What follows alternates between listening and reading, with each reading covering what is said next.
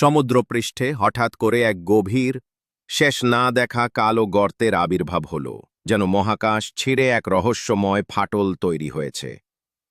এই গর্ত অতি আলো গতিতে চারদিকে ছড়িয়ে পড়তে লাগল। এমন ভয়ানক দৃশ্য কল্পনাকেও হার মানায়। মুহূর্তেই চারপাশের মানুষের দৃষ্টি আকর্ষণ করল এটি। কৌতূহলী জনতা একে ঘিরে ভিড় জমাল।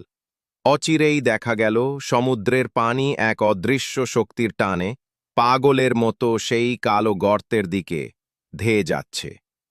যখন সবাই হতবাক হয়ে দাঁড়িয়ে, তখন হঠাৎ করেই একটি অজ্ঞাত জীব বিদ্যুৎ গতিতে গর্ত থেকে বেরিয়ে এলো। তার গতি এতই বেশি যে মানুষের সোনালি ডান হাতের গতিকেও হার মানায়। 1 সেকেন্ডেরও কম সময়ে সে ইউরোপ থেকে পিরামিড পর্যন্ত পৌঁছে গেল।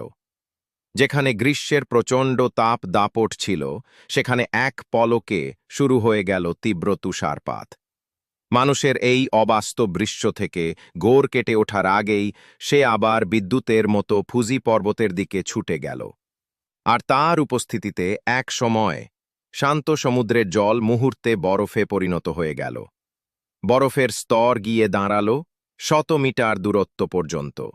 তবে এখানেই শেষ নয়। যেখানে যেখানে সে পৌঁছায়, সেখানকার সব বিদ্যুৎ এক ঝটকায় নিঃশেষ হয়ে যায়। চারদিকে নেমে আসে ঘন কালো অন্ধকার। শোনা যায় সে কেবলমাত্র এই জায়গায় কিছু রহস্য থেকে যায়। এই ভয়ানক জীবের বাস্তব উপস্থিতি মুহূর্তেই গোটা বিশ্বে চরম গুরুত্বের সঙ্গে নেওয়া হলো। বিভিন্ন দেশের বিশেষজ্ঞ দল একত্র হয়ে তা মোকাবেলার উপায় নিয়ে আলোচনা শুরু করল।